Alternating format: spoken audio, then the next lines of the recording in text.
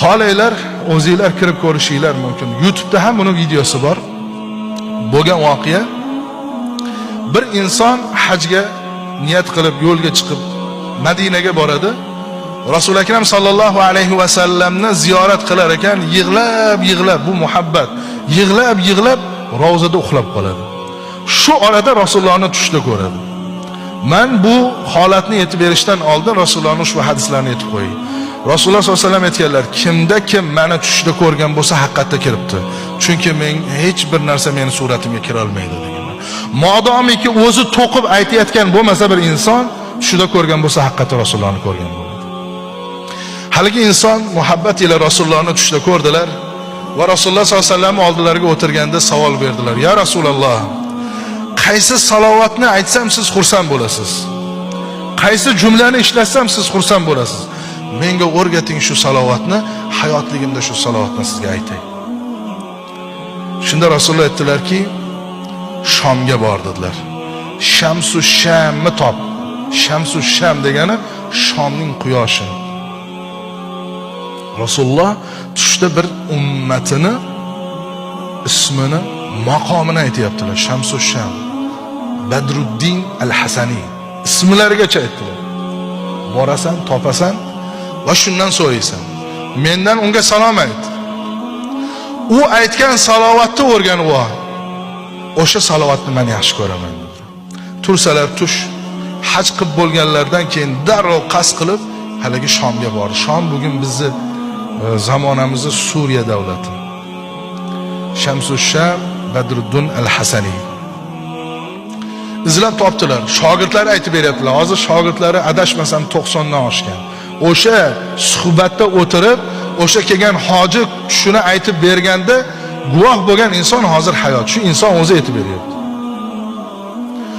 Keldida, kim Badruddin al-Hasani dedi. Ustozimiz bizga masjidda dars berayotgandilar. Menman. O'tirib yig'ladi. Chunki u insonni topgani bu uchun sharaf, baxt. Chunki u insondan endi Rasulullohning aytganini so'rash kerak. Tushini sekin aytib berdi. Men tush ko'rdim, tushunda Rasulullohni bu shaklda ko'rdim. Rasulullohdan salovat so'rasam, Shomga bor dedi. Shamsu Shamni, Badruddin al-Hasanini top va undan so'ra qanday salovat aytadi, o'sha jumla bilan aytsang men xursand bo'laman dedi. Ishonasizmi yo'qmi, bir necha daqiqa ustozimiz yig'ladilar deydi. Yani tasavvur qiling, sizni bir inson tushida Rasululloh bilan ko'rishsalarda siz to'g'ringizda aytsalar, bundan ortiq baxt yo'q-ku odamga. Musulmonga, boshqaga emas, musulmonga, Rasulullohni sevgan insonga bundan ortiq baxt yo'q. Modomiki bir inson kelib, men tush ko'rdim, sizning ismingizni aytdilar, siz salovat ko'p aytar ekansiz, bo'ldi. Dunyoyingizni berib yuborasiz o'sha tush evaziga. Aslida tush pulga sotilish, hali pul ber degan ma'noda aytilmaydi, lekin shu gapni o'zi tamom. Ustozimiz bir qancha muddat yig'lab o'tirdilarda, endi men senga o'sha doim aytib yuradigan salovatimni aytay, yozib olgin dedi-da, haligi inson darrov kissasidan qog'ozini, qalamini chiqarib yozib oldi. Bu salovat quyidagicha edi. Allohumma solli ala sayyidina Muhammad an-nabiyil ummi al-mahbubil alil qadamil azimil jah. Mana shu bir qator jumla. İnşallah bu bo'lgan voqea, yana bir karra aytyapman, hech qanday to'qim emas va bu bo'lgan voqeani ko'rgan insonlar hozir ham hayot.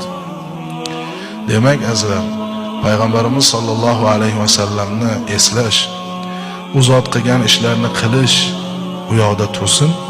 U zotni ismlarini eshitganda sallallohu alayhi va sallam deyishning o'zida juda katta hikmatlar, katta ajrlar va manfaatlar borligini biz hayotda ko'rdik, ko'ryapmiz yoki eshityapmiz. Shu uchun azizlar, salovatimizni bugun 10 ta aytayotgan bo'lsak, ko'paytiraylik sonini. 100 ta aytayotgan bo'lsak, yana ozgina ko'paytiraylik. Kamroq telefonga qaraylik, kamroq kino ko'raylik, kamroq gaplashaylik kerak bo'lsa, salovat sonini ko'paytiraylik. Ana shunda inshaalloh barakat bo'ladi.